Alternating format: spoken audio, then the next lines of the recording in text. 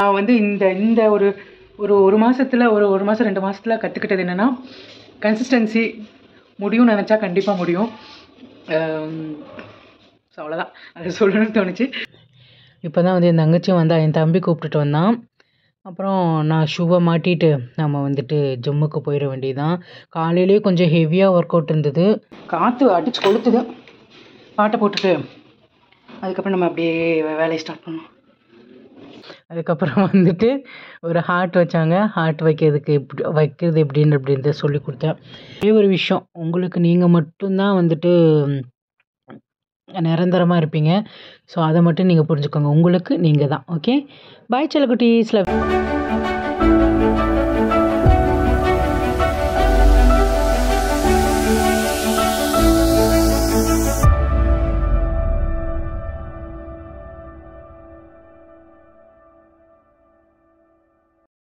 Hi செல்லக்குட்டீஸ், எல்லாரும் எப்படி இருக்கீங்க? எல்லோரும் சேஃபாக இருப்பீங்கன்னு நினைக்கிறேன்.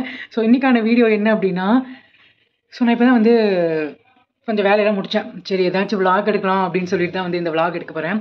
என்ன அப்படின்னா, காலையில் எழுந்திரிச்சு 6 மணிக்கெல்லாம் ஜிம்மு போயிட்டு ஃபுல் ஒர்க் அவுட் பண்ணேன். நான் கூடிய சீக்கிரத்தில் வந்து என்னோடய வெயிட் என்ன அப்படின்றத நான் கண்டிப்பாக வந்து ஷேர் பண்ணுறேன். ஏன்னா இப்போ நான் உங்கள்கிட்ட சொல்லி எனக்கே மேலே கோவம் தான் அதிகமாக வருது. அதனால் நான் ஃபஸ்ட்டு என்னோடய ரிசல்ட்டை பார்த்துட்டு அதுக்கப்புறம் நான் எப்படி பண்ணேன், என்னென்ன பண்ணுறேன் அப்படின்றத நான் உங்களுக்கு ஷேர் பண்ணுறேன். ஓகேவா? ஸோ யாரும் தப்பாக நினச்சிக்க வேண்டாம். ஓகே. ஸோ என்னால் விளாக் எடுக்க முடியல. காலையில் ஈவினிங் 2 நேரமும் ஜிம்முக்கு போயிடுறேன்னா என்ன விளாக் எடுக்குதுன்னு எனக்கு தெரியல. ஸோ ஏதாச்சும் இதை பண்ணுங்க அப்படின்னு சொல்லி எனக்கு கமெண்ட் பண்ணுங்கள். நான் ட்ரை பண்ணுறேன் எடுக்கிறதுக்கு. ஓகேவா? நான் இப்போ என்ன சொல்ல வந்தேன், ஜிம்முக்கு போயிட்டு வந்தோன்னே முருங்கைக்கீரையும் பருப்பு வச்சு ஒரு கூட்டு மாதிரி வச்சு என் தம்பிக்கு கொடுத்து விட்டாச்சு. கொஞ்சம் நேரம் உட்காண்ட்ருந்தேன். இப்போ வந்துட்டு எங்கே போக போகிறேன், ரேஷன் கடைக்கு போக போகிறேன். இன்றைக்கி எப்போ 27 ஆயிடுச்சு. எப்படி 25க்கு போயிடுவேன். இப்போ 27 ஆயிடுச்சு. ஃபஸ்ட்டு போயிட்டு இங்கே போய் ரேஷனுக்கு போயிட்டு பொருளெல்லாம் வாங்கிட்டு வரலாம். வாங்கிட்டு வந்து கிச்சனு கசன்னு கிடக்கு. கிச்சனை வேறு க்ளீன் பண்ணணும், துணி வேறு துவைக்கணும். எனக்கு அதுதான் வந்து சோம்பேறித்தனம் இல்லை, டயர்டாக இருக்குது சீரியஸாக. இன்றைக்கி ஃபுல் பாடி ஒர்க் அவுட்டு 2 நேரம் போகிறேன்னா, அதனால் கொஞ்சம் டயர்டாக இருக்குது. சரி, உங்கள்கிட்ட தானே சொல்ல முடியும். நான் யார்ட்டே எங்கள் வீட்டில் இருக்கவங்ககிட்ட யார்ட்டே சொன்னோம்னு வச்சுக்கோயேன், நீ தானே தின்னு ஏற்றுனா அப்படி இப்படின்னு சொல்லி டைலாக் பேசுவாங்க. சரி, ஒன்றும் சொல்கிறதுக்கு இல்லை அப்படின்னு சொல்லிட்டு சரி இந்த விளாக் எடுக்கிறேன். நான் ஃபஸ்ட்டு ரேஷனுக்கு போயிட்டு என்னென்ன பொருள் போடுறான்னு தெரியல வாங்கிட்டு வீட்டுக்கு வந்துட்டு துணியை முக்கி வச்சுட்டு மற்ற வேலைகளை பார்க்கணும். மதியானத்துக்கு நமக்கு சமைக்கணும். வாங்க வாங்க வாங்க வாங்க வாங்க வாங்க நான் வந்து இந்த ஒரு மாதத்தில் ஒரு மாதம் 2 மாதத்தில் கற்றுக்கிட்டது என்னென்னா, கன்சிஸ்டன்சி முடியும்னு நினச்சா கண்டிப்பாக முடியும். ஸோ அவ்வளோதான், அது சொல்லணும்னு தோணுச்சு. சரி, நான் போய் ரேஷனுக்கு போயிட்டு வந்துட்டு என்னென்ன பண்ணுறேன்னு காமிக்கிறேன். ரேஷன் கடைக்கு வந்தாச்சு செல்லக்குட்டீஸ். எப்போவுமே வந்து கூட்டம் இருக்காது இந்த டைமில். பட் இன்றைக்கி வந்து ஒரு 5-6 பேர் முன்னாடி நிற்கிறாங்க. வாங்கிட்டு நம்ம வந்துட்டு வீட்டுக்கு கிளம்ப வேண்டியது தான். உங்கள் வீட்டில் யார் யார் ரேஷன் கடைக்கு போவாங்க அப்படின்னு சொல்லுங்கள். அக்கா இருக்கிற வரைக்கும் எங்கள் அம்மாவே வந்துடுவாங்க, எங்கள் அம்மாவும் எங்கள் அப்பாவும். பட் இப்போ வந்துட்டு எல்லா டைமும் நானே தான் வர்ற மாதிரி இருக்குது. நான் வருவேன், இல்லை அப்பா வருவார். அப்புறம் வந்து இன்றைக்கி பொருளெல்லாம் வந்து வாங்கியாச்சு. வீட்டில் போய் என்னென்ன பொருள் வாங்கினேன் அப்படின்றத சொல்கிறேன். வாங்க போகலாம். ஸோ வாங்கிட்டு வந்தாச்சு ஜாமானெல்லாம். என்னென்ன போட்டாங்கன்னா, அரிசி, பருப்பு, சர்க்கரை, அப்புறம் பச்சரிசி, அவ்வளோதான் போட்டாங்க. அப்புறம் ஆயில் போட்டாங்க. இன்னொன்று, இந்த ரேஷன் கடையில் முதல்ல வந்து நான் கைரேகை தான் வைப்பேன். இப்போ வந்துட்டு கண்ணுக்கு ஒன்று கொடுத்துருக்காங்க. இப்படி கண்ணில் வச்சு பார்க்குது.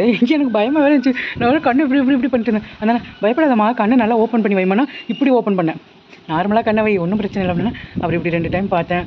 மறுபடியும் வந்து அது கிளிக் ஆகி நம்ம ஆதார் கார்டில் சின்ன பிள்ளையில எடுத்துருப்போம்ல, அந்த கண்ணு அந்த கைரேகைலாம் அதெல்லாம் வந்து இப்போ பண்ணிகிட்ருக்காங்க போல். ஸோ டிஃப்ரெண்ட்டாக இருந்துச்சு. உங்கள் வீட்டுக்கிட்ட இந்த மாதிரி முன்னாடியே இருக்கா அப்படின்றத சொல்லுங்கள். ஓகே, மழை வேறு தூர ஆரம்பிச்சிருச்சு. ஃபஸ்ட்டு துணியை துவைச்சி போட்டோன்னு வச்சுக்கோங்க, காற்றடிக்கிறதுக்காச்சும் காஞ்சிரும் அப்படின்னு நினைக்கிறேன். ஜிம்முக்கு வேறு போட்டு போகணும் ஈவினிங்கு. ஸோ பார்ப்போம். நான் துவைக்கணுன்னா டக்குன்னு துவைச்சி தள்ளிடுவேன். ஆனால் துவைக்கிறதுக்கு தான் சோம்பேறித்தனமாக இருக்குது. சரி வாங்க, எனக்கு ஏதாச்சும் பண்ணுவோம். எனக்கு இந்த கிச்சனை பார்த்தாலே ஏண்டா அப்படின்ட்டு. சரி ஏதாச்சும் பாட்டை போட்டு விட்டுட்டு காற்று அடித்து கொளுத்துது. பாட்டை போட்டுட்டு அதுக்கப்புறம் நம்ம அப்படியே வேலையை ஸ்டார்ட் பண்ணோம். உன்னை விட்டால் உன்னை வெல்ல யாரும் இந்த மண்ணில் இல்லை என்று சொல்லலே இங்கு வா.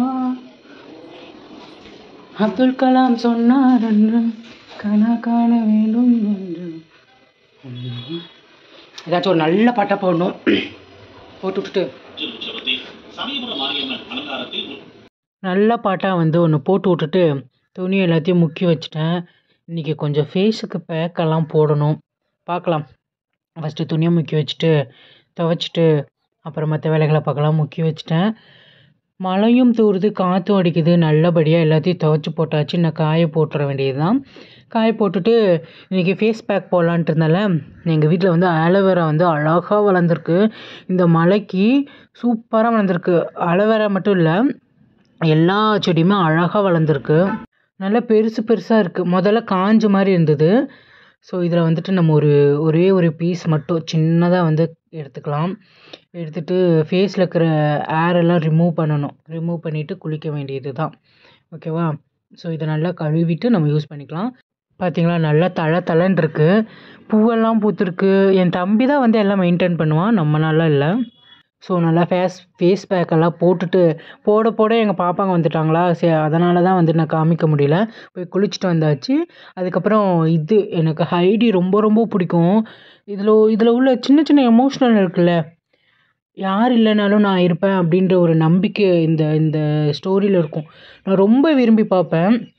ரொம்ப எமோஷ்னலி நல்லாயிருக்கும். நீங்கள் பார்க்கலாம் அப்படின்னா பாருங்கள், சுட்டி டிவியில் போடுவாங்க. ஸோ எனக்கு இந்த பாட்டெல்லாம் கேட்டோம் அப்படின்னா ரொம்ப ரொம்ப பிடிக்கும்.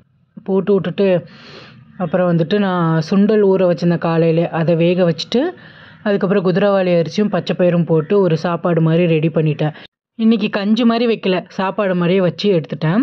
ஸோ இப்போ என்னென்ன ரெடி பண்ணியிருக்கோன்னு பார்க்கலாமா? சிம்பிளாக வந்து பண்ணிட்டேன். ஏன்னா பாப்பாங்களுக்கு சாப்பாடு ஊட்டணும், அவங்கள பார்க்கணும், அதனால் டக்குன்னு முடிக்கணும் அப்படின்றதுக்காக. வெள்ளரிக்காய் இருந்தது, வெள்ளரிக்காய் வெட்டி வச்சுருக்கேன். சுண்டல் வேக வச்சுருக்கேன்.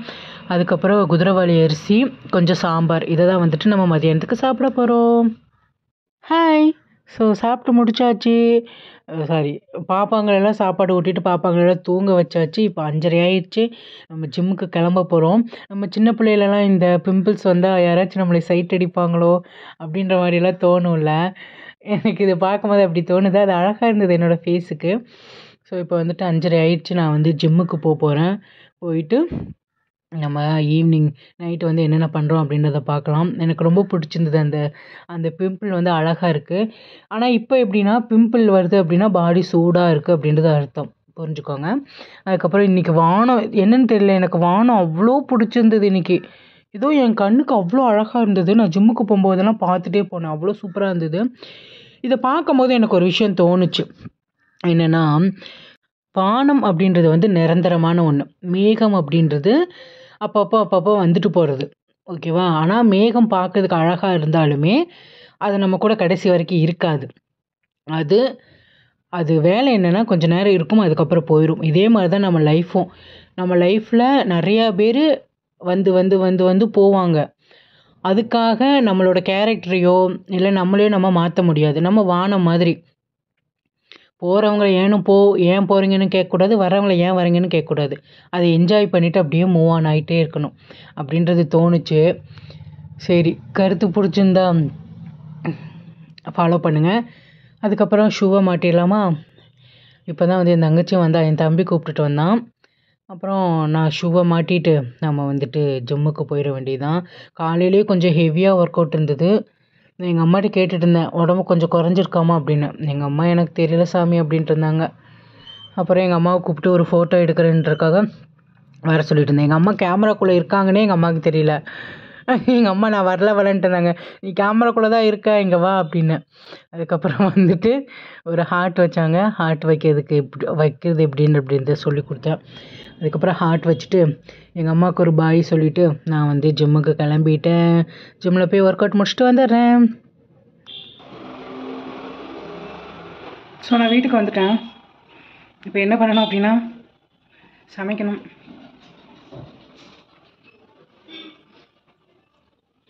நான் வந்து புளி துவையல் அரைக்க போகிறேன். என்ன புளி துவையல்னா தேங்காய், இந்த கேரளாலாம் சம்மந்தின்னு சொல்கிறாங்களே அதே அதுதான். எங்கள் ஊரில் எங்கள் வீட்டில் வந்துட்டு துவையல்னு சொல்லுவோம், புளி துவையல் அப்படின்ட்டு. ஓகேவா? அதில் என்னென்னா தேங்காய், வரமிளகா, பூண்டு, புளி, அதுக்கப்புறம் கருவேப்பிலை, கொஞ்சம் உப்பு, இதை போட்டு குறைன்னு அரைச்சி தோசைக்கு வச்சு சாப்பிட்டா செம்ம டேஸ்ட்டாக இருக்கும். ஸோ ட்ரை பண்ணி பாருங்கள். என் தங்கச்சி தக்காளி வணக்கி வச்சுருக்கா. தக்காளி சட்னிக்கு தக்காளி அரைச்சிட்டு புளி துவையல் அரைச்சிட்டு தோசை சுட்டு எல்லாத்துக்கும் கொடுக்க போகிறோம். மோஸ்ட்லி நைட் டைமில் எங்கள் அம்மா தான் சமைப்பாங்க. ஏன்னா நான் வரதுக்கே லேட் ஆயிரும். 8:30 8:45 சம்டைம்ஸ்லாம் 9 மணி ஆயிரும் வர்றதுக்கு.